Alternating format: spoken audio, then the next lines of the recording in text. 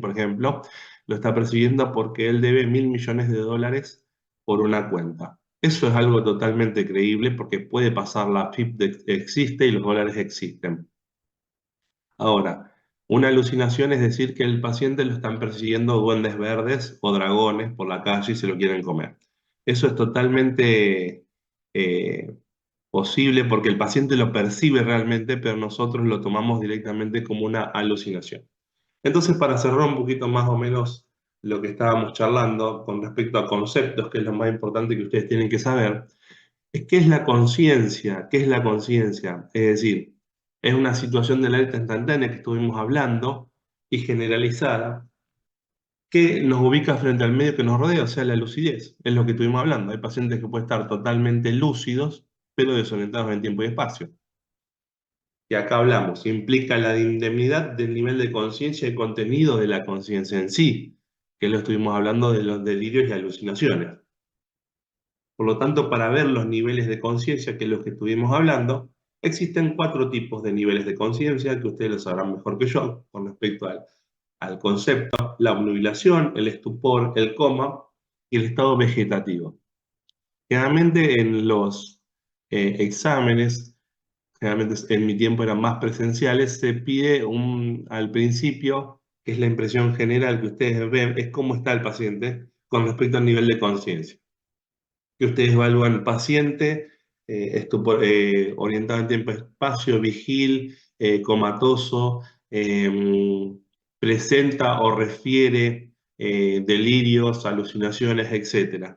Generalmente el paciente comatoso o estado vegetativo son los más que se reconocen fácilmente a la hora del examen físico, la impresión general. El paciente comatoso generalmente tiene un tubo endotraqueal o puede tener una máscara, un BNI, por ejemplo, y el estado vegetativo, el paciente directamente no responde, no tiene ningún tipo de estímulo ni nada.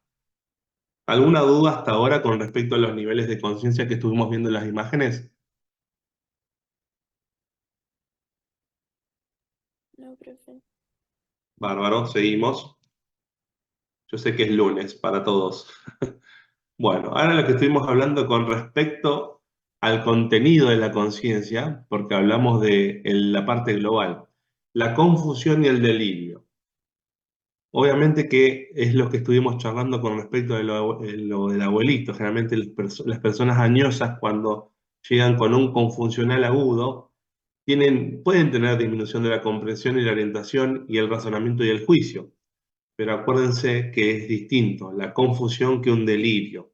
Pacientes añosos con Alzheimer no van a estar orientados en tiempo y espacio y por lo tanto pueden estar presenciando confusiones o delirio, cualquiera de las dos. Eso lo va a ver muy seguido en pacientes añosos, institucionalizados, los abuelitos que están en hogares, o eventualmente lo puede llegar a tener ante un traumatismo encefalocraniano. Acuérdense que el paciente que recibe en un accidente de tránsito, que recibe un traumatismo encefalocraniano, puede tener confusión y delirio. Eso implica que hay que hacerle urgentemente una tomografía y por lo tanto hay que dejarlo internado. Otro paciente que puede tener confusión y delirio son los pacientes que consumen drogas, sobre todo las drogas de máxima eh, referencia, sobre todo cocaína, algunos ácidos, LSD. Pueden tener confusiones y delirios, por lo tanto la orientación, el razonamiento y el juicio no están positivos en estos pacientes. Por eso es lo importante el nivel, los distintos tipos de nivel de conciencia, que es importante para el examen físico, que ustedes lo puedan realmente describir en la historia clínica. Porque acuérdense, todo lo que ustedes vayan a hacer en una práctica, en una guardia, en una ambulancia, todo lo que ustedes hagan, escríbanlo siempre en la historia clínica, porque ese es su papel de ese documento legal, es importante y el día de mañana esperemos que no, algún momento llegan a tener algún problema, los va a salvar. Entonces, acá tenemos dos imágenes. Tenemos una abuelita que se está tocando la cabeza, parece que tiene más cefalea que otras cuestiones, pero es lo que veníamos hablando.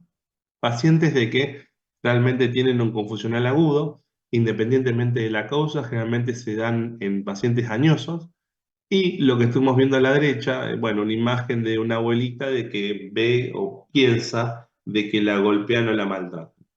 Es muy común, le digo, en las guardias, generalmente siempre los confusionales agudos se dan por la tarde, no me pregunten por qué, pero generalmente se dan por la tarde y son en abuelos grandes o eventualmente a pacientes que consumen sustancias.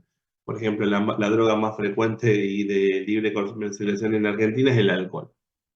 Los etilistas generalmente pasan cuando están en abstinencia a esos grados de delirios y a veces alucinaciones. Vamos con el otro. Cuando hablamos de actitud o postura, vamos a ir hablando de diferentes posiciones que va adoptando el paciente, ya sea algo que es patológico y que no es patológico. En la primera imagen, no sé si vieron todavía semiología del sistema nervioso, pero esta imagen es bastante característica de una patología que se ve mucho más en niños que en adultos. No sé qué es lo que pueden observar.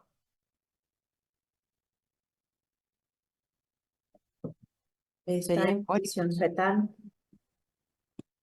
Es una posición fetal, sí, exactamente. Si tendrían que hacer una descripción del paciente cómo está acostado, ¿cómo lo describirían? Nosotros lo vemos del lado de costado derecho, pero ¿cómo sería la descripción? Si ustedes lo que tienen que describir en la historia clínica. en Que tienen decúbito dolor en la región del abdomen.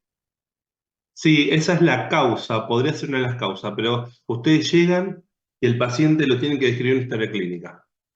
está en decúbito lateral, ¿puede ser?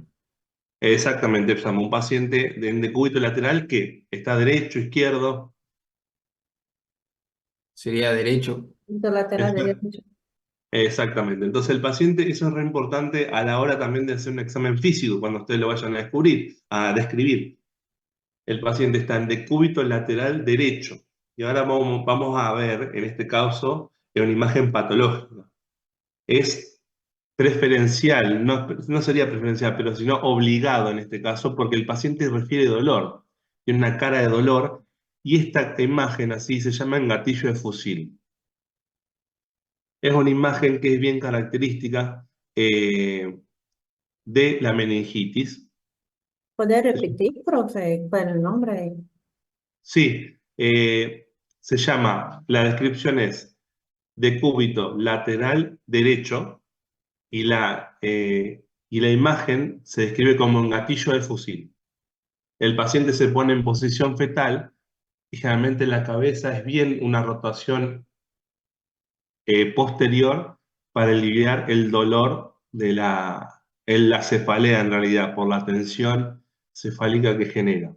Entonces ustedes tienen que, independientemente de lo que tenga el paciente o no, lo importante es que ustedes describan que es una posición en decúbito lateral derecho, obligada en el caso del paciente. Pues ustedes se pueden encontrar que el paciente llega caminando, pero adopta esa posición, o directamente lo traen en una camilla y está adoptando esa posición. Vamos con la otra. Este paciente que está ahí sentadito, ¿cómo lo describirían?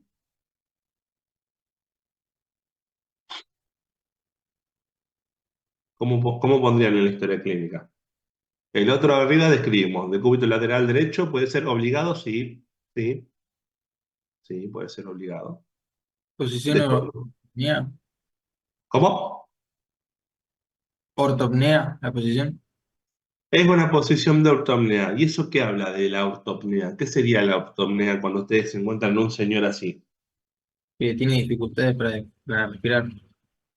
Exactamente. Es un paciente que, por lo que se observa, está sentado y inclinación hacia adelante. La ortopnea es cuando el paciente, cuando dicen el paciente no tolera el decúbito, no tolera el decúbito. Bien, cuando no tolera el decúbito es el paciente que refiere a una disnea súbita y al volver a la posición de sentado, el paciente realmente se siente mucho mejor y mejora la saturación.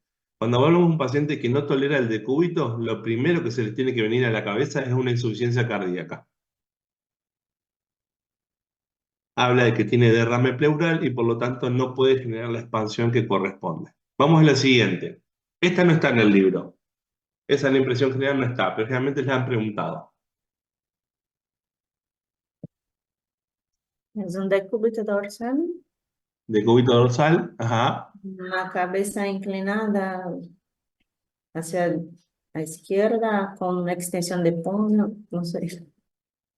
Sí, está bien. Es un paciente, esto no lo refiere el libro Impresión General, pero es una postura que los que hacen ambulancia, los que van a hacer urgencias, es una postura que la van a ver muy frecuentemente. Esta postura, sobre todo la superior, no tanto la inferior, una es de descerebración y la otra se llama de decorticación. La descerebración es la superior y la decorticación es la inferior. El paciente está muerto. ¿Qué sería que está muerto en realidad? Hay que cargarlo urgente y hacerle una tomografía porque el paciente probablemente quede vegetativo. Son posturas que ustedes lo pueden ver en internet, hay muchos videos sobre la postura de descerebración y decorticación. Generalmente se produce por traumatismos de caída de altura, traumatismos más frecuentemente, accidentes en moto en la vía pública sin casco, y el otro más frecuente es el paciente que no lleva, el acompañante que no lleva cinturón y genera un traumatismo encefalocraniano, produciendo una lesión a nivel medular y genera también la decorticación o descerebración. Pero eso cuando lo vean neuro van a ver mejor la explicación. No sé si le doy yo neuro, si no lo volvemos a repetir. Esta postura, que es muy frecuente en las guardias, que ustedes están a las 3 de la mañana durmiendo y lo llaman, doctor, hay un paciente en la guardia que está así. Esta postura o actitud, más allá de la descripción, ¿qué es lo que le hace pensar primero? Un dolor Tiene de dolor. columna lumbar, Un dolor lumbar o, como a nosotros nos gusta más a los médicos decirle, lumbalgia, ¿cómo? lumbalgia, algia de columna. Sí, lumbalgia, exactamente. Viene un paciente con lumbalgia. Esto es muy frecuente en los adultos jóvenes a los que realizan trabajo obviamente forzados, pero lo que ustedes tienen que ver, la diferencia es entre una lumbalgia propiamente dicho que se localiza a nivel lumbar y la lumbociatalgia, que es otra cosa totalmente distinta, que el dolor se inicia a nivel lumbar, pero se irradia a lo que sería, puede ser al miembro inferior unilateral o bilateral, que eso es bastante frecuente. Otra cosa que tienen que tener en cuenta cuando ven a un paciente así con esa postura es preguntarle, señor, ¿a usted le duele solamente la espalda o se le va para abajo, para la pierna? Y otra cosa importante de las lumbalgias es las banderas rojas. Esto lo van a ver más adelante, pero las banderas rojas es una lumbociatalgia con fiebre. Eso es una bandera roja y el paciente tiene que quedar internado inmediatamente. Y acá vemos otra imagen que es parecida a la que vimos, la del señor, que es la ortopnea. El señor no le va a decir yo estoy en ortopnea, pero generalmente cuando viene un paciente con disnea y sospechan que tenga una insuficiencia cardíaca, que tenga edema en miembro inferior, que sea cardiópata, le preguntan, ¿usted señor tiene que dormir con muchas almohadas a la noche? Sí, sí, la verdad que tengo que dormir con muchas almohadas. Por lo tanto, uno ya lo considera como ortopnea y uno va a ir más o menos abordando el diagnóstico presuntivo de la impresión o la postura que tiene el paciente. Vamos a seguir. Esto es lo que estuvimos hablando, los distintos tipos de posturas, que es de cúbito supino o de cúbito dorsal, de cúbito ventral o prono, de cúbito lateral derecho y de cúbito lateral izquierdo. Cuando ustedes vayan a hacer una descripción del paciente cómo está, siempre acuérdense de ponerlo así. ¿Por qué? Porque ustedes cuando hagan un examen físico y encuentren algo, por ejemplo, es decir, paciente se encuentra lesión contusa a nivel de pantorrilla izquierda. Bien, pero llega otro compañero y dice, ¿cómo? Si el paciente en decúbito dorsal no se presenta la lesión. Entonces ustedes ponen, supongamos que el paciente está boca abajo, ponen decúbito, paciente se realiza examen físico en decúbito prono, observándose a nivel posterior, todo así tienen que poner a nivel posterior, a nivel gemelar o en pantorrilla, donde quieran, lesión contusa. Es re importante a la hora del examen físico la descripción de cómo está el paciente, cómo lo evalúan, si es de cuito prevencial, si se puede sentar como él quiere. Eso es re importante, es lo que vamos a ver ahora. Hablamos de el paciente, el decúbito que está activo. puede adoptarlo o modificarlo voluntariamente, indiferente, preferencial o obligado. Generalmente el activo es el que puede realmente generar la postura como él quiere, no es necesario que tenga una en particular.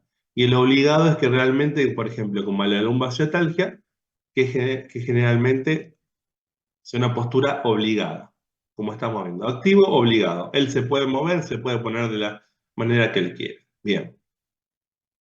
Vamos a la parte de pasivo. Implica la inmovilidad del paciente. Por ejemplo, si ustedes van a la guardia o se encuentran con alguien en consultorio y está acostado, ¿qué es lo que le puede pasar? Hablamos de la parte patológica. ¿Por qué puede estar un paciente en decúbito dorsal a la hora de la consulta? ¿Qué podría ser? ¿Qué es lo que más le llamaría la atención estar un paciente acostado? Más allá que puede llegar a tener sueño. Lo más frecuente es que esté con una dolencia. Sí, sí puede ser. Pero tiren por tirar. ¿Qué le puede pasar? Que no puede caminar por algún motivo. Que no pueda caminar, sí. Ah, ¿qué Puede ser más? un dolor Que esté abdominal o cansado, dificultad de respirar. Sí, ojo con la dificultad de respirar porque estuvimos hablando de la ortopnea. Generalmente los pacientes que tienen dificultad para respirar no se acuestan, se quedan siempre sentados o parados o agarrados de algún escritorio o algún banco. Sí, exactamente. El paciente que está a nivel de cúbito dorsal puede tener astenia, que es cansancio, deshidratación también, porque la deshidratación, por lo tanto, los hipotensa y necesita estar acostados. Distensión abdominal, que sería también una de las grandes, esto a grandes rasgos, chicos, no siempre es así. Y la peritonitis también. Eso sería a grandes rasgos de cómo podría estar el paciente a nivel de cúbito dorsal. No siempre se respeta, ¿ah? Yo he tenido pacientes con peritonitis apendicular que han estado jugando un partido de fútbol y vinieron a la consulta porque les dolía un poco la panza. Eso es total, nunca se respeta esa regla. Cuando está a nivel ventral, puede ser cólico intestinal, úlcera gastrodenal, pancreatitis y pericarditis. Voy a hacer un poco la salvedad con respecto al cólico intestinal, no al cólico intestinal, al cólico en general. Tenemos dos tipos de cólicos, tres tipos de cólicos, que son los más frecuentes vistos en la guardia. ¿Ustedes saben cuáles los más frecuentes? renales, intestinales, Renal e intestinal, ¿sí? Cuatro en realidad, ¿sí? Renal, y intestinal, los uterinos uterino también. ¿Qué otro y más? el otro no lo sé. Está bien, está perfecto. Dentro de los intestinales vamos a poner dos. Dentro de los intestinales están el cólico intestinal propiamente dicho, la gastroenterocolitis, eso es muy, muy molesto, pero dentro de los intestinales, dentro del sistema digestivo, vamos a poner el cólico vesicular, que ustedes se van a encontrar con un paciente con una posición moamentana, se llama, hacia adelante, y no va a encontrar una posición a adoptar, no adopta ninguna posición, y se mueve, y se queja, y no puede estar sentado, no puede estar parado. Esa imagen que ustedes van a ver en la guardia es bien característico de un cólico. El paciente que tiene cólico le va a decir, nunca sentí este dolor en mi vida, no puede adoptar ningún tipo de posición. Por lo tanto, cólico, acuérdense, no puede estar quieto. El cólico intestinal nunca está quieto. El cólico renal también es otro dolor muy de 10 en 10, que el paciente generalmente no lo tolera, por lo tanto, es muy concurrente la guardia. Y acá me detengo en uno, que es la pancreatitis. ¿Qué sería la pancreatitis? Ustedes lo han leído un montón, más que yo.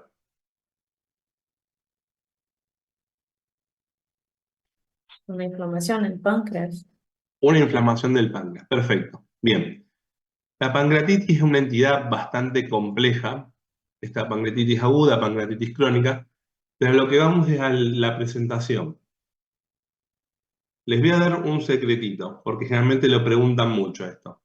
En la pancreatitis aguda, independientemente de la causa, que en nuestro medio tenemos la causa más frecuente que son la litiasis vesicular, en segundo es el alcoholismo, el etilismo, y en tercer caso de las pancreatitis son por hipertrigliceridemia. Bien, el dolor de la pancreatitis, que ustedes cuando vamos a ver dolor, hay que describir el dolor, después lo vamos a ver bien. pero para que vean el tipo de postura que adopta el paciente es dolor en epigastrio, que e irradia en hemicinturón hacia atrás, y la postura hacia adelante. Se llama maometana, la posición que adopta el paciente con pancreatitis. ¿Por qué se inclina hacia adelante? Tiene un porqué. A nivel anatómico posterior al páncreas tenemos el plexo solar. Cuando el páncreas se inflama, entra en contigüidad, o sea, empieza a comprimir el plexo solar a nivel abdominal y genera mucho dolor. Por lo tanto, el paciente al inclinarse hacia adelante disminuye el dolor. Entonces, un paciente que usted lo vea inclinado hacia adelante y le pregunten la característica del dolor y sea en hemicinturón, es una pancreatitis hasta que se demuestre lo contrario. Eso es algo que los puede ayudar bastante a nivel abdominal. Y después, con respecto al decúbito lateral, es medio raro el decúbito lateral verlo al paciente acostado. De esa manera, por ejemplo, con las cardiomegalias, las hepatomegalias.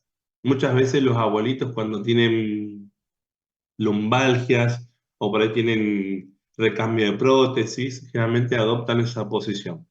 Pero yo quiero que les quede en claro que nunca se respeta estas así. Por ejemplo, el paciente que está con deshidratación siempre está acostado, no. Nunca se respeta, pero para ponerle en ejemplos y que ustedes los puedan ver realmente cómo pueden llegar.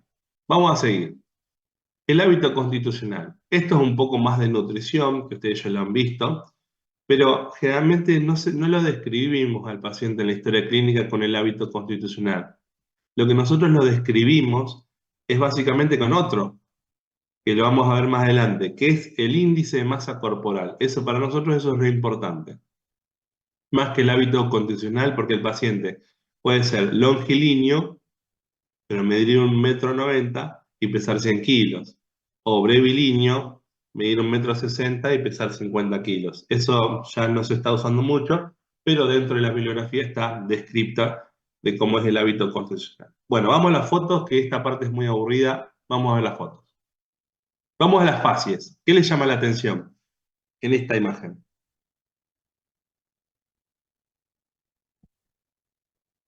¿Qué es más lo que le llama a esta foto?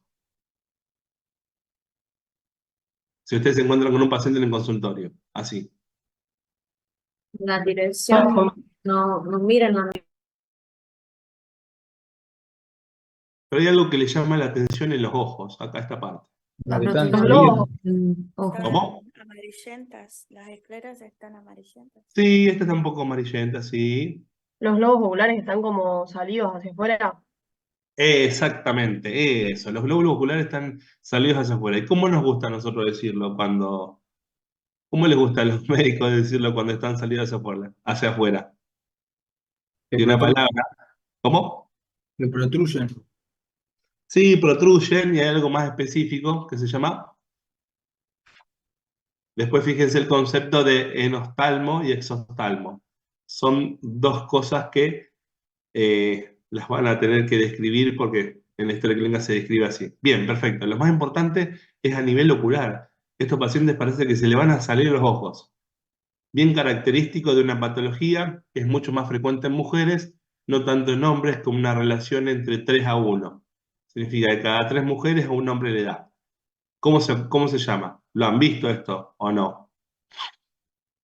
¿En la calle? ¿Algún familiar? El hipertiroidismo. Sí, tiene que ver con el tiroidismo, pero es por el hipotiroidismo más frecuentemente.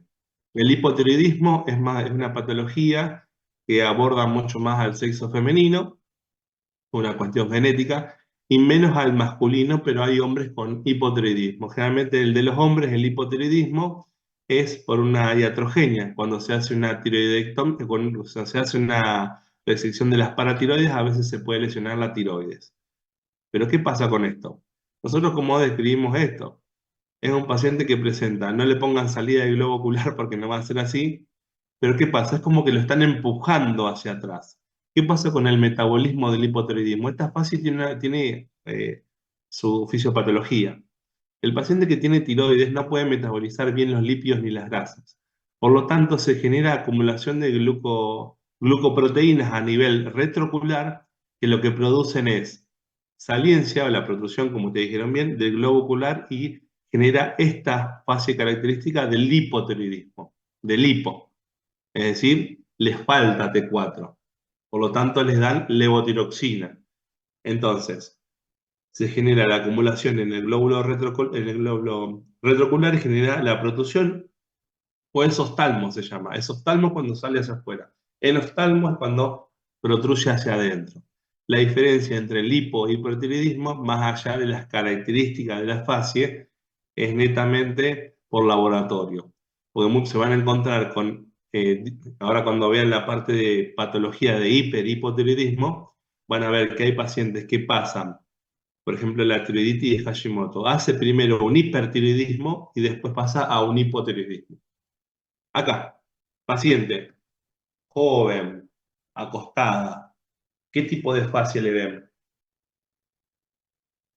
Caquética Sí, ¿por qué? ¿Qué es lo que más te llama la atención? y que en general está como muy consumida, está muy flaca. Se le nota la estructura facial Exactamente, mucho sí. Bien, porque perdió grasa. bárbaro, bárbaro Rosario, bien. Es una paciente que está caquética exactamente porque está adelgazada, se le empieza a notar todas las estructuras anatómicas del cuello, parte de la fascie. También está medio con tendencia, obviamente, a estar un poco blanca, también puede estar anémica. Esta paciente sí está en un estado caquético que habla, obviamente, de la disminución de las proteínas, disminución del consumo de alimentos y por lo tanto está así. Estos pacientes generalmente son nosotros no decimos HIV en medicina, decimos retropositivo, decimos pacientes oncológicos, no pacientes con cáncer. Por ahí las personas con el hecho de decir la palabra cáncer se asustan mucho. Y tampoco hablamos delante de los pacientes como palabra tumor.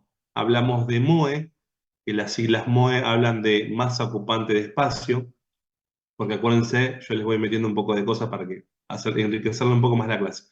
Acuérdense que cáncer, solamente el diagnóstico es anatomopatológico.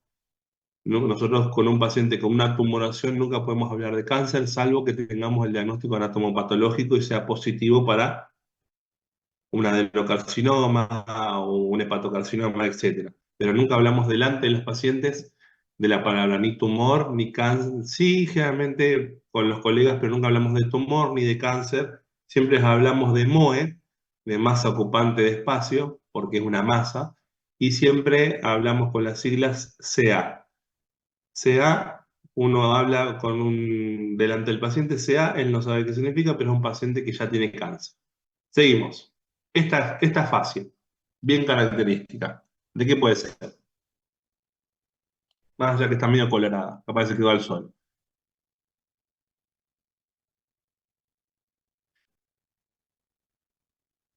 Fascia rellenita, si quieren decirlo, no hay problema que se Con mucho equivoquen. edema.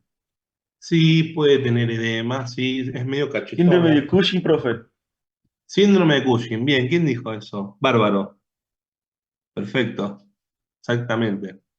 Y si tendrías que describir el síndrome de Cushing, ¿cómo lo describirías? ¿Cómo describirías a esta chica en una historia clínica? Decí la pavada que quieras. Total, estamos acá para equivocarnos. Esto para aprender. Todos fuimos estudiantes en algún momento. ¿Cómo dirías la descripción de la fase de Cushing? Cara de luna llena, profe. Sería. Cara de luna llena, exactamente. Cara de luna llena, redondeada. Es bien característica del síndrome de Cushing. Bueno, el síndrome de Cushing, para le sirve un poquito, es por el aumento de los corticoides, independientemente de tener el de Cushing tipo 1, tipo 2, pero eso lo van a ver más adelante. Ya es un poco más complejo y genera esta fase de Cushing, Cushingoide se llama. Después a nivel de la impresión general tiene otras cosas, pero lo vamos a ver, se va a ver más en abdomen. Seguimos. Este paciente, Ictericia. ictericia, perfecto. Es bien característica la ictericia. Después les van a preguntar, que es una pregunta de examen, ¿cuál es el valor normal de la bilirrubina total y la directa? ¿Y a qué nivel, cuál es el valor en el que se empieza a expresar la ictericia superando qué nivel de bilirrubina? Esa es una pregunta de examen que generalmente se la hacen, se las dejo después para que la busquen. Pero es un paciente con ictericia. Bien, un La síndrome. bilirrubina total y la indirecta, profesor. Y la directa, la Gracias. directa. La total y la directa. Está la indirecta, pero después la van a ver para cuando vean hematología. Bien, este paciente tiene un síndrome ictérico. ¿Cómo podrían describirlo? Paciente con, ¿cómo dirían? Si tendrían que describir a nivel de los ojos, ¿cómo lo pondrían en la historia clínica? Paciente con cosita blanca amarilla. Con las Es. conjuntivas amarillentas. Bien, exactamente. Paciente con la esclera o mucosa amarillenta, exactamente. En nuestro medio tenemos muchas causas de ictericia cutánea mucosa, que después más adelante van a ver qué es lo que más causa, porque tenés ictericias obstructivas e ictericias no obstructivas. Eso dependiendo, y después van a ver síndrome coligociano caliente y frío, bueno, porque eso es más de cirugía general. Vamos a seguir con el próximo, entonces. Bien, paciente joven, rasgos marcados, grandote, alto, Acromegalia. la acromegalia, exactamente. Ya no es una patología que se ve muy frecuentemente, pero sí se lo pueden llegar a encontrar en el consultorio. ¿Por qué es importante reconocer la acromegalia? Porque a nivel sistémico son pacientes que generan muchos problemas cardiovasculares. Entonces, como ustedes médicos, porque acuérdense que después de hacer una especialidad, primero son médicos, al nivel de consultorio que ustedes les tienen que tener alerta, bueno, este paciente hay que pedirle algún estudio cardiovascular o qué antecedentes cardiovasculares tiene, pero generalmente producen alteraciones cardiovasculares por el tipo de genética que tiene por la acromegalia. ¿La acromegalia saben por qué se da? Hipersecreción de GH. Exactamente, hipersecreción. Que generalmente casi en el 93% son por tumores y tienen una hipersecreción. Bien, las últimas dos. Niño, si a alguien le gusta pediatría, ¿qué podemos observar? ¿Qué pueden ver?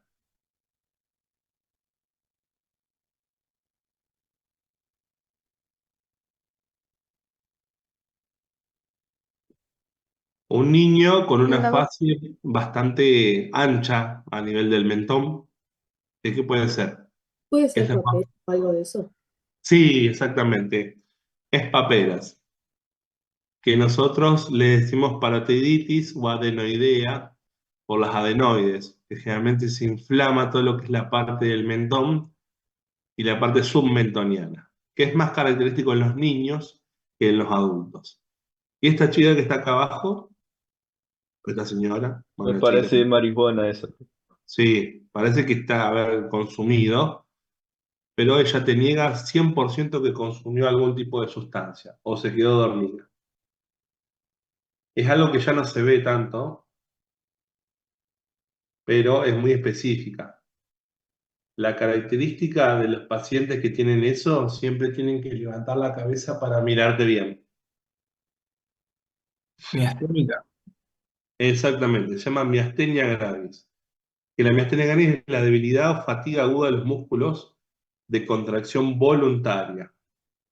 Generalmente puede ser fatal, la verdad que puede generar una crisis respiratoria y los pacientes se pueden morir, literalmente. Pero es muy infrecuente ver estas características de la miastenia gravis. Todas las otras, salvo la acromegalia y la miastenia gravis, se ven totalmente 100% en las guardias. Vamos a seguir. Les dejo, el que sabe quién es este, se puede ir. Pero bueno, empecemos por el... Pero claro, se sabe, profe, hay que saber. Por supuesto. Bueno, ¿qué Profe, Sí, ¿cómo digo, era que se decía la protusión del globo ocular? ¿Es oftalmo, era eso? para afuera se llama exoftalmos, Ah, para adentro enoftalmos. gracias. Bien, ¿qué podemos ver en este señor? Así no les hago tan larga. ¿Qué pueden ver? Sí, tiene anteojos, sí. pero es una fascia bastante blanca. Un paciente que se encuentra con la cara blanca, que no esté pintada ni tenga nada. ¿Qué puede ser? ¿Qué le llama la atención? Anémico. Está con anemia. Perfecto. Michael Fox. Es una cara muy particular, es muy famoso, una de las mejores películas que he visto en toda la vida. ¿Qué patología tiene él? Parkinson. Parkinson. La fascia del Parkinson, que es algo que se lo van a preguntar, es una fascia de poker face, así la describe el libro, de poker face y de hipomimia. No tiene expresión el paciente. No sabe si está enojado, si está contento, si está triste. No tiene ningún tipo de expresión. Para nada. Eso se lo van a preguntar y ahora vamos a ver la marcha del parkinsoniano porque es algo que también se les pregunta. Esto, ¿Cómo se llama, profe? Perdón. ¿Hipo es cuánto? hipomimia se llama. Ah, ok. No genera, Gracias. exactamente, hipomimia. No genera ningún tipo de expresión con la cara. Que eso tiene una parte patológica, pero es un poquito larga. Estamos un poco reducidos de tiempo. Pero si no, se les explico. Esta parte de acá, este señor, no está descrita en el libro, pero yo se las pongo. Se llama fascie leónica. Es bien de león. Esta fascia es bien característica de los pacientes que tienen lepra. Ya no se ve tanto, por lo menos en Argentina no hay descritos casos de lepra, salvo en el impenetrable, al norte, pero ya no se ve tanto a nivel de ciudad, es mucho más frecuente a nivel rural.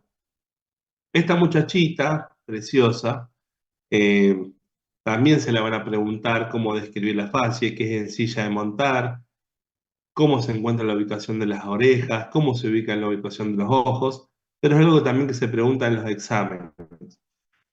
Más allá que en la trisomía del par 21, siempre generalmente preguntan. Y hablando de la cara de este muchacho de Kurt Cobain, ¿qué pueden ver en la expresión? Que es algo también que lo describe el libro. Más allá de una Depresión. anemia, ¿cómo? Depresión. Depresión. Bien, perfecto. Él tiene bien marcado, no sé si conocen en matemáticas el omega, tiene la fascia de omega depresión. Es como si fuera una M o de McDonald's, pero es bien característico del paciente que está en depresión. Seguimos. Bien. Las últimas tres. Esta. El libro la describe como una con eritema en alas de mariposa. Es bien característico de qué patología, que afecta generalmente el 100% de las mujeres. ¿Cómo? Lupus. Lupus, perfecto. Eso se lo van a preguntar, porque tiene bien, no sé si observan, que arranca de la nariz, agarra el arco superciliar y se posiciona bien a la altura de, el orificio nasal. Bien en ala de mariposa. Paciente del medio, número 2. ¿Qué ven que le llama la atención? Parálisis facial. Exactamente. Lo que ven es que tiene un foco neurológico el paciente, desviación de la comisura labial, ¿eh? Y arrugas a nivel eh, izquierdo. Generalmente si es del lado izquierdo es derecho. Después van a ver en semio, en sistema nervioso, la diferencia entre parálisis facial central y periférica. Que lo más importante es diferenciar cuáles son las centrales, que eso es sospecha de ACV. Mientras que las parálisis faciales periféricas generalmente se dan por infecciones virales, por estrés, etc. ¿Y este muchacho? ¿Qué es lo que pueden observar? Más allá de tener un fenotipo característico, pero tiene algo a nivel de los párpados, de la cara. ¿Edema? Una fascie edematosa. Bien, independientemente de dónde venga el edema, que generalmente son pacientes renales crónicos, son pacientes a veces con hipoalbuminemia, que son los más frecuentes, por acuérdense que los que tienen edema en la cara normalmente son pacientes renales crónicos que dializan o tienen algún tipo de insuficiencia renal sin necesidad de dializar. Hasta ahora vimos la mayoría de las fascies que les van a preguntar, pero las más importantes son la del hipotiroidismo, la fascia anémica, la ictérica, de ictericia, la fascia de cromosoma 21, la trisomía, la del lupus. Esas son todas las fases más frecuentes que son las patologías que se pueden describir más. Bueno, Perdón, profe. ah, ¿Podría repetir lo de pregunta, la chica otra ¿cuál? vez? Esa primera imagen. ¿Cuál era la fase y el nombre? Lúpica, fase lúpica. Ah, ok. Es bien característico en alas de mariposa, eso se lo van a preguntar siempre. Pero es bien característico en alas de mariposa. En ella no es tan significativa, pero hay pacientes realmente que vienen que parece que tienen estampada una mariposa en la cara. Más allá de la fase lúpica, lupus es una patología bastante compleja, y eso no sé si lo van a ver más adelante o ahora en estos siguientes módulos. Profe, Bien, esa que estaba al lado era, perdón, esa que estaba al lado era de parálisis facial.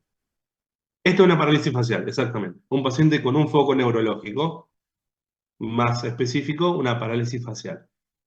Ahora no vamos a hablar si es periférica o central, eso lo vamos a ver después en neuro, para saber diferenciar ante un paciente que puede esté cursando un ACV o no, sin necesidad de hacer una tomografía. Gracias. Bárbaro. Con respecto a la definición, la expresión fisonómica, coloración y forma de la cara, debida al tono, contracción de los músculos extrínsecos del ojo y la actividad de las glándulas lagrimales.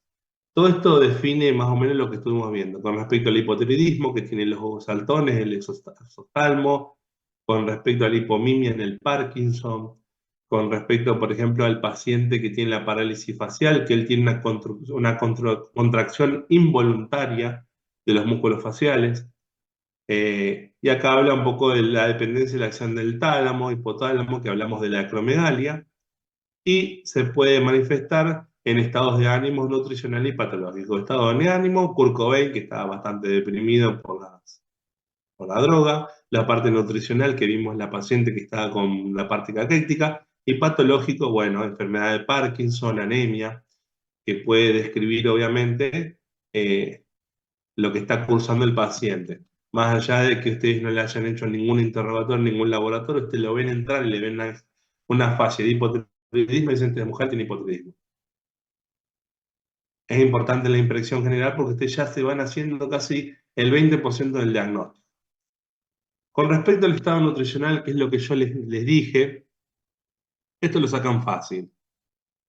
Es el índice de masa corporal.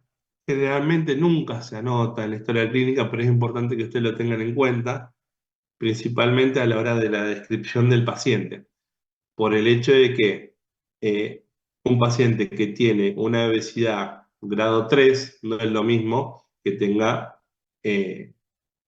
esté con sobrepeso. Es totalmente distinto. Obviamente abordan más patologías en uno que en otro. Por ejemplo, el síndrome metabólico es más frecuente de los que tienen obesidad que los que no la tienen. Vamos a seguir con otro, el estado de hidratación. ¿Cómo se dan? Bueno, ahí ya se los puse, pero bueno, es muy frecuente que ustedes estén en la guardia y vengan los abuelitos y le digan, mi mamá está deshidratada. Bien, ¿cómo se darían cuenta de los pacientes que tienen deshidratación? ¿Qué es lo que me dirían? Más allá de lo que ya les mostré, a grandes rasgos. El signo del pliegue, sí, es algo muy característico, en realidad no es 100% fidedigno, pero se ve sobre todo en los ancianos, es muy frecuente verlo. La tensión del globo ocular, eso también, pero ya cuando están en grados bastante avanzados de deshidratación. El término deshidratación a los clínicos no les gusta, no existe, no está descrito en los libros el término deshidratación, pero nosotros lo seguimos usando. La observación de la lengua es importante, controlar las mucosas, los pliegues, obviamente, si tienen sudor o no. Control de la frecuencia de la presión arterial y la frecuencia respiratoria y la medición de diuresis. Eso es re importante que le pregunten a un paciente que diga que está deshidratado. Porque muchas veces están normohidratados y pueden estar, por ejemplo, obnubilados, como vimos, a nivel de conciencia, por otras cosas. O puede estar directamente obnubilado y estar deshidratado paralelamente los dos. Y la sobrehidratación se puede observar en el nivel del examen físico con los edemas. Por ejemplo, vimos ese chico que tiene acá la última fase que les mostré. Este chico Sobrehidratación, sí, puede tener una sobrehidratación, por lo tanto tiene edema, sale el líquido del espacio intercelular y se deposita a nivel, por ejemplo, en este caso de la fascia. Puede estar sobrehidratado, sí, porque es un paciente de insuficiencia renal crónico y el riñón no funciona, por lo tanto hay que dializarlo. Entonces son estados que pueden estar de sobrehidratación. Otro estado de sobrehidratación es un paciente cuando le pasamos mucho líquido y después nos encontramos que a nivel pulmonar le escuchamos rales, por ejemplo, líquido, y en ese caso nos damos cuenta. O los edemas de miembro inferior también, que pueden sugerir sobrehidratación. Bueno, vamos a la última parte, que es generalmente las más importantes con respecto, sobre todo con las marchas. Es algo que les piden describir los distintos tipos de marchas. Más allá del paciente, cuando ustedes lo vean entrar al consultorio, la fascie, la postura que adopta, el nivel de conciencia, que es lo más importante, hay distintos tipos de marchas patológicas que se las van a describir. Entre ellas son la marcha parkinsoniana, la marcha miopática o de Pato, la marcha de la ataxia cerebelosa, la marcha hemipléjica y después, no sé si me acuerdo de otra, pero son dentro de estas. Bien, la marcha de Pato, ustedes ven que el señor tiene disminución de la postura de la cadera baja, son pasitos cortos y tiene aumento de la sustentación de la base. O sea, camina generalmente con las piernas abiertas. ¿Qué es característico? Es bastante de las lumbalgias y es bien en vaivén. Por lo tanto, es bien patológico y habla de a nivel lumbar, a nivel de la cadera, bien habla de soma, de la parte ósea.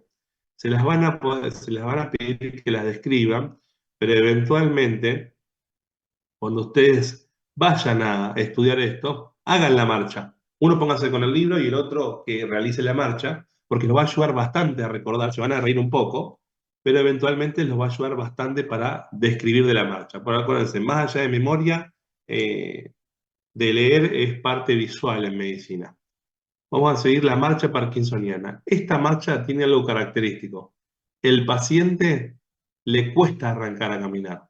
Le cuesta arrancar a caminar y sobre todo hace pasitos muy cortos. Por lo tanto, ahora la van a ver.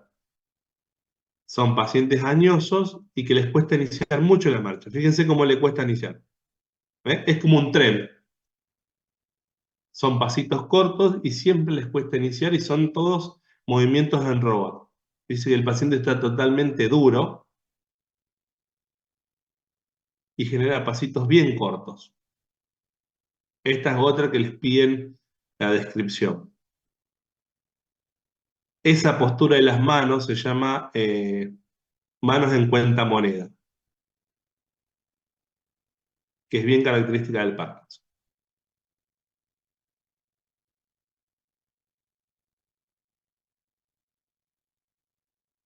Bien. Acuérdense que están las otras marchas que se llaman la marcha hemipléjica, que es si no sé si vieron algún video de un paciente, alguien en el campo cortando con una guadaña, es bien característico de la marcha hemipléjica. Y bueno, con respecto a la marcha es que nos brinda todo sobre la coordinación y el equilibrio, y anomalías muscular, articulares, óseas, trastornos neurológicos. Ah, y la otra es la que yo les dije, es la de la ataxia cerebelosa, que yo se las nombré, que son dentro de las marchas más importantes. Esto es re importante, lo puse acá porque me pareció que resume todo lo que nosotros tenemos que saber a nivel de la marcha. La postura inicial de reposo, si es de frente, de lateral o de atrás. La marcha es rápida, lenta, fácil, torpe. Si hablamos de una marcha rápida, es normal. Lenta, estamos pensando en un abuelito o Parkinson. Torpe, un paciente que puede tener algún daño neurológico. Sigue una línea recta o tiende a oscilar. Realmente todas siguen en línea recta, salvo la ataxia cerebelosa que tiende a oscilar hacia los costados. La asistencia para caminar, si necesita de un familiar, de un bastón o de algún otro aparato para no generar el desequilibrio. Si el paciente puede caminar hacia atrás o adelante de forma lateral o con los ojos abiertos o con los ojos cerrados. A los pacientes que los hacemos caminar hacia adelante y hacia atrás con los ojos cerrados, siempre traten de estarle encima por el hecho de que se pueden golpear, se pueden caer, o obviamente pueden hacer un síncope. Pero lo más importante es, obviamente, la marcha en cómo va el paciente. Háganlo caminar. Generalmente en el consultorio no lo hacemos caminar a los pacientes. ¿Por qué? Porque cuando ya viene entrando, usted lo llama por apellido, Juanito Pérez, viene y ya ven la marcha del paciente. Cuando lo saludan, ya ven la fascia. Al saludarlo, hablar con él, ya ven el nivel de conciencia. Se hace todo en conjunto rápido, no es que nos detenemos a preguntarle dónde está. A veces sí, pero generalmente no. Y lo más importante es saber diferenciar todas las patologías que podemos llegar a ver en este Power. Pero lo importante es, terminamos la clase, tengan muchos éxitos en esta nueva etapa, disfrútenla, que es lo más importante, que es los comienzos ya patológicos, por lo menos en mi tiempo, eran los comienzos patológicos de todo lo más lindo, porque primero para saber lo patológico tenemos que saber lo normal, es así siempre. Cualquier duda, cualquier consulta pueden escribirlo a nivel del campus virtual, no hay ningún problema, las pavadas que quieran, si quieren saber sobre otra bibliografía que los ayude un poco más, y eventualmente éxitos, pero estudien, acuérdense que siempre hay que estudiar todos los días, más allá de que siempre se lo recordemos, el tiempo libre utilícenlo para estudiar. Si están aburridos, estudien.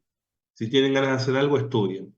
Pero bueno, lo más importante es que todas las dudas que tengan, acuérdense que todos estamos para estudiar, todos estamos para aprender, no hay ningún problema si tienen ganas de preguntar cualquier pavada o cualquier cosa relacionada a la carrera, pueden enviarlo por chat.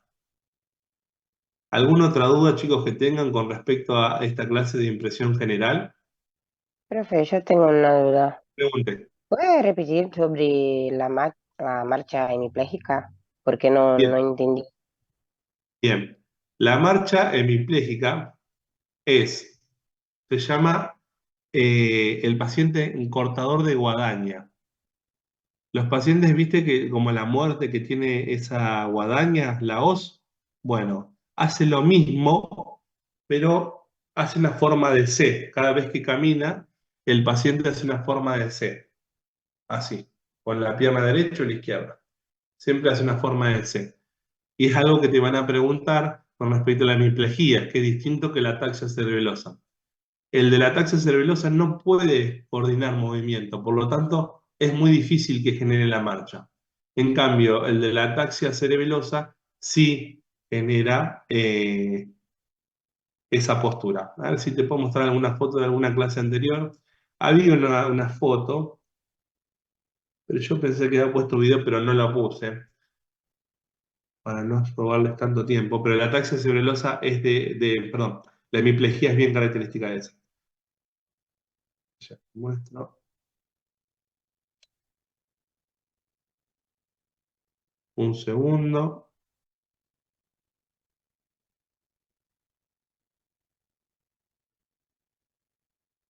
A ver si puedes ver bien. Ahí. No sé si se ve. Sí, La marcha sí, hemipléjica. Bien. La pierna derecha es la que está bien, la izquierda es la que está mal. El paciente la arrastra, hace así. Por eso se pone como referencia a la gente de campo cuando corta con una guadaña. Hacen así. Como si fuera una C, la arrastran. Por sí, lo tanto, gracias. es un daño neurológico. Es muy frecuente en los pacientes que hayan sufrido ACV, que hayan tenido algún traumatismo, pero siempre es neurológico. Acuérdense que la mayoría de las marchas, el 90%, son de origen neurológico. Mientras que el resto son por traumatismos, por cirugías de columna, cirugías de cadera, cirugías de pierna.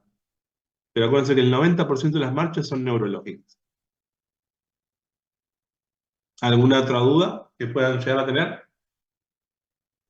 Profe, Yo tenía una, profe. Pregunten. Lo de la, a ver si digo bien, lumocialtalgia, que vos dijiste Lumbocetalgia. con fiebre, lo tenía que internar sí o sí. ¿Por qué eso? Exactamente. Eso lo vas a ver más adelante, pero te hago una breve respuesta. Bien, Las lumboceatalgias, toda patología en sí tiene banderas rojas. Las banderas rojas son llamados de atención que nosotros como médicos tenemos que saber al hecho de tener una patología. Porque si vos me preguntas, un paciente que tiene una lumbalgia y no tiene fiebre, listo. Pero ¿por qué voy a lo que el paciente que tiene fiebre y lumboceatalgia? Bien, hay una patología que se llama osteomielitis, que es una infección de los huesos, y hay otra que se llama espondilodicitis, que tiene que ver todo con la inflamación de la parte de la columna. Esos pacientes habla de que tienen una infección que está afectando a nivel óseo, pero a nivel lumbar, y se está manifestando a nivel lumbar. Por ejemplo, un paciente que tiene una infección generalizada y empieza con lumbalgia, yo estoy sospechando de que haya impactos de bacterias dentro de a nivel de la columna y me esté generando una lumbociatalgia o una lumbalgia con fiebre, que es una bandera roja para nosotros tenerlo en cuenta. Más allá de que un paciente puede entrar con una lumbalgia y tener COVID o tener dengue, bueno, eso es distinto, es algo que se pueden encontrar en la práctica, pero no respeta esa regla generalmente. El que tiene dengue le duele todo, a veces mucho más la lumbar, y el que tiene COVID no le duele la lumbar, no le duele las lumbares. Básicamente es por eso nomás. Un dato aparte. Gracias. Pero bueno, chicos, nos vamos a encontrar el día lunes también a las 8 de la mañana. Ahí empezamos con otro tipo de clase. Ya ahí empezamos con la parte del sistema linfático. Es una parte un poco aburrida, pero está buena porque ya lo que han estudiado en anatomía, dependiendo de la cadena ganglionar donde nosotros estemos, donde vayamos a evaluar a nivel del cuello, axilar, dependiendo del drenaje de los linfáticos, nosotros vamos a pensar en determinada patología. Eso es re importante a nivel del examen físico. Y después Profe, vamos a ver dolor y fiebre. Pregunte. ¿queda grabada la clase o no? Yo no sé si queda grabada. La verdad, no sabría decirte. No sabría Profe, decirte. Bueno, no pasa nada, gracias. una pregunta. No encontré los tipos de marcha en el capítulo de hoy. No sé Sí. si están en otro capítulo. Solo encontré la fase, estado nutricional. Bueno, ¿No sabes en qué capítulo está? Pásame un mail por acá, yo lo anoto y te mando en qué parte de la bibliografía está. ¿Eh? Dale, gracias. Déjenme un mail por acá en los comentarios y yo se los paso a todos donde están los tipos de manchas. No hay ningún problema. Así ya vamos viendo. Bueno.